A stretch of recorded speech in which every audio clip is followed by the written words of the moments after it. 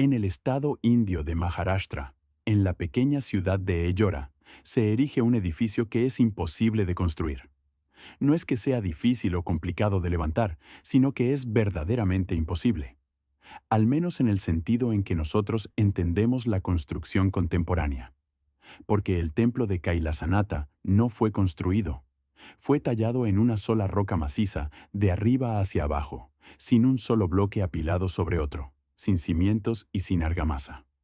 Los trabajadores comenzaron desde la cima del acantilado y cortaron hacia abajo, eliminando todo lo que sobraba, tal como un escultor libera una estatua de un bloque de mármol.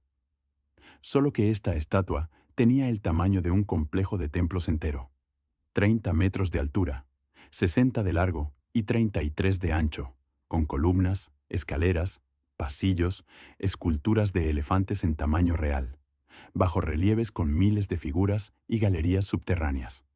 Todo esto a partir de un solo trozo de piedra.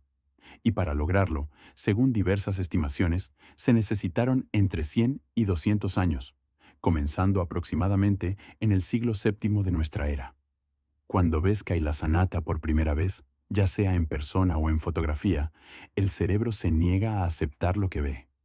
Busca uniones, juntas, rastros de mampostería, y no los encuentra porque simplemente no existen. Cada columna, cada cornisa, cada escultura es parte de la misma roca. El templo no fue ensamblado a partir de piezas sueltas, fue extraído de la montaña, igual que Miguel Ángel extraía figuras del mármol. Solo que la escala es incomparable. Los constructores de Kailasanata trabajaron con un acantilado del que, según los ingenieros modernos, tuvieron que extraer unas 200.000 toneladas de roca. 200.000 toneladas de piedra extraídas a mano, retiradas en camillas y desechadas fuera del lugar de construcción. Y después de eso, lo que quedó fue el templo. Pero antes de analizar cómo se hizo, hablemos de por qué. Porque Kailasanata no es un capricho arquitectónico. Es un objeto religioso de un significado colosal, y su forma está indisolublemente ligada a su propósito. Kailasanata significa Señor de Kailash. Es un epíteto del dios Shiva, cuya morada, según la mitología hindú, se encuentra en el monte sagrado Kailash, en el Tíbet. El templo fue concebido como una réplica terrenal de esa montaña. Se alza en un enorme patio excavado en la roca, emergiendo como un pico desde un desfiladero. Para los creyentes, no es solo un edificio. Es el propio monte Kailash, trasladado a Maharashtra por la fuerza de la fe y el dominio técnico. Tallar el templo en la roca, en lugar de construirlo con bloques, fue una decisión fundamental. Solo una piedra entera podía transmitir la idea de la montaña como un todo único e indivisible. El encargo provino del rey Krishna I de la dinastía Rashtrakuta, que gobernaba a mediados del siglo VIII.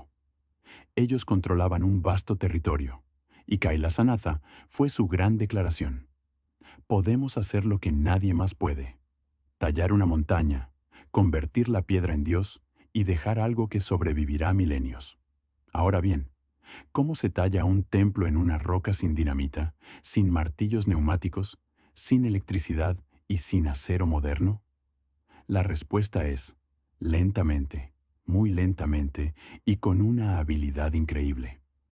La roca de la que está tallado Kailasanatha es basalto, una piedra volcánica dura y densa, pero con una propiedad útil: se asienta en capas. Entre estas capas hay grietas naturales, planos de debilidad por donde la piedra se fractura más fácilmente. Los constructores aprovecharon esto utilizando cuñas de hierro y martillos. Se hacían agujeros alineados en la piedra, se insertaban las cuñas y se golpeaban simultáneamente. La fisura se propagaba exactamente por la línea deseada. Era una fractura controlada que requería un conocimiento profundo de la estructura de la piedra.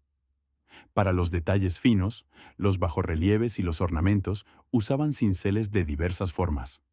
Con cada golpe de martillo sobre el cincel se desprendía un trozo minúsculo de roca, centímetro a centímetro, día tras día.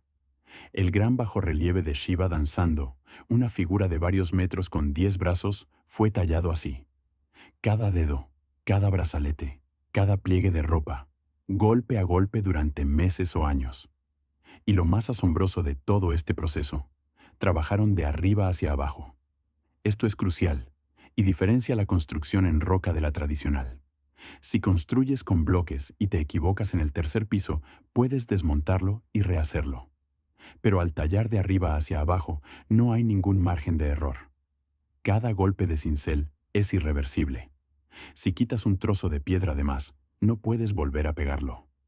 Si calculas mal las proporciones de una columna en el nivel superior, solo te darás cuenta al llegar a la base, cuando ya sea imposible arreglarlo.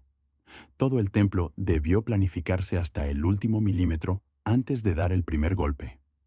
Esto implica la existencia de planos detallados o maquetas. Aunque no ha sobrevivido ningún plano original de Kaila Sanata, sabemos que dominaban los sistemas de proporciones descritos en tratados antiguos como el Vastu Shastra, aplicando estrictas matemáticas a cada altura y anchura. Otro misterio que sigue sin resolverse. ¿Dónde están las 200.000 toneladas de roca extraída? No hay montañas de escombros alrededor.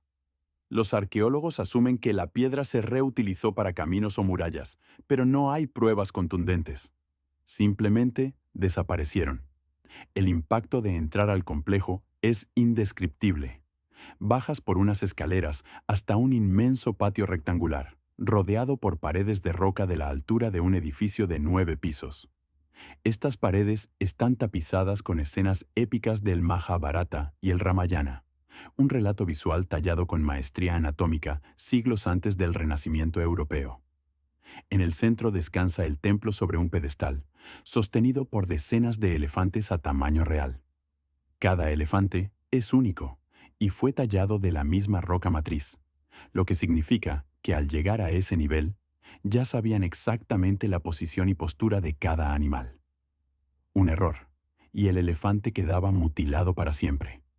En el interior, la luz solar se filtra por ventanas talladas para iluminar esculturas específicas a horas precisas del día.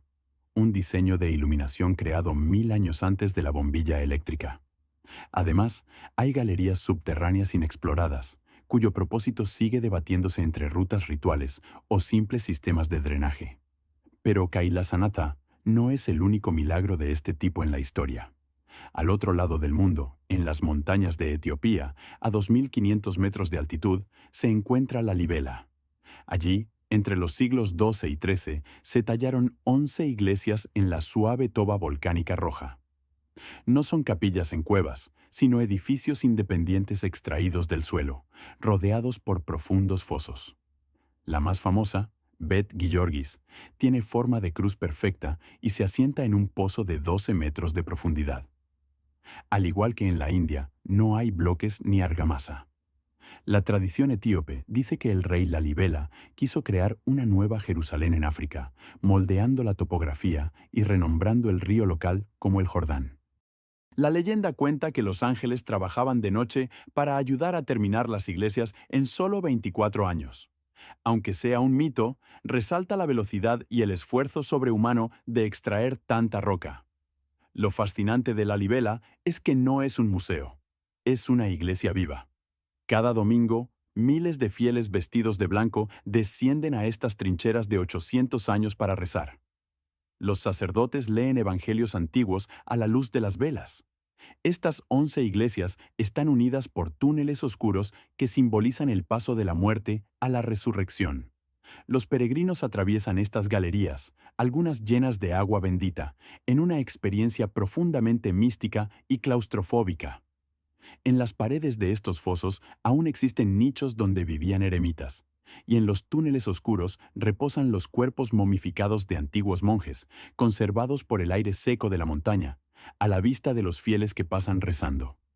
El tercer lugar imprescindible es Petra, la ciudad rosada de Jordania.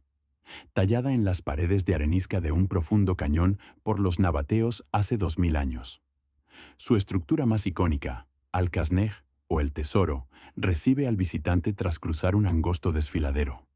Su fachada de 39 metros de altura tiene detalles tan precisos como las mejores obras grecorromanas.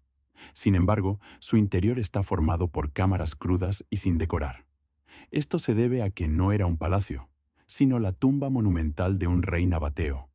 La fachada era un mensaje de poder para los vivos, mientras que el interior vacío pertenecía a los muertos, a quienes no les importan los lujos. Los nabateos también fueron maestros de la ingeniería hidráulica, tallando canales en la roca que dirigían el agua de lluvia hacia cisternas subterráneas, permitiendo que 30.000 personas sobrevivieran en un desierto implacable. En Petra existen más de 800 estructuras talladas, como el monasterio de Ad-Deir, al que se llega subiendo 800 escalones, con una fachada aún mayor que la del tesoro y coronada por una urna gigante que los beduinos solían tirotear creyendo que albergaba oro faraónico. Recientemente, en 2016, los arqueólogos descubrieron bajo la arena una plataforma monumental inmensa, recordando que el 85% de Petra sigue enterrada y esperando ser descubierta. A diferencia del basalto indio, la arenisca de Petra es más suave, permitiendo el uso de andamios de madera clavados en la pared de la montaña. Pero esta suavidad tiene un precio muy alto: la erosión. El viento y el agua han derretido literalmente las fachadas con el paso de los milenios, borrando los rostros de las estatuas y los detalles arquitectónicos precisos. Estos tres lugares invierten por completo nuestra noción de la arquitectura. Construir siempre ha significado sumar, apilar ladrillos, añadir pisos. La arquitectura rupestre es construcción por sustracción. Empiezas con una montaña y eliminas todo lo que no es un templo. Exige una mentalidad absolutamente distinta, sin red de seguridad.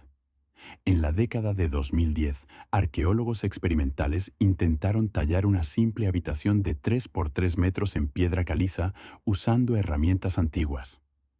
Les tomó meses de esfuerzo extenuante y el resultado fue irregular y defectuoso, con columnas colapsadas. Admitieron su derrota, comprendiendo que el secreto no estaba en las herramientas, sino en la pericia, en una conexión casi instintiva con la roca que se transmitía por generaciones y que hoy se ha extinguido por completo. Incluso la acústica de estos templos es prodigiosa. Un aplauso en Kaila Sanata resuena durante 5 segundos, sugiriendo que tal vez estos edificios funcionaban como gigantescos instrumentos musicales de piedra, afinados para la oración y el eco eterno.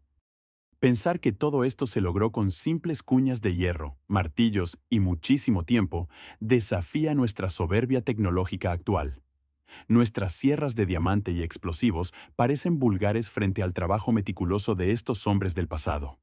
Y ese es el pensamiento final y más poderoso que te invade al visitar estos lugares.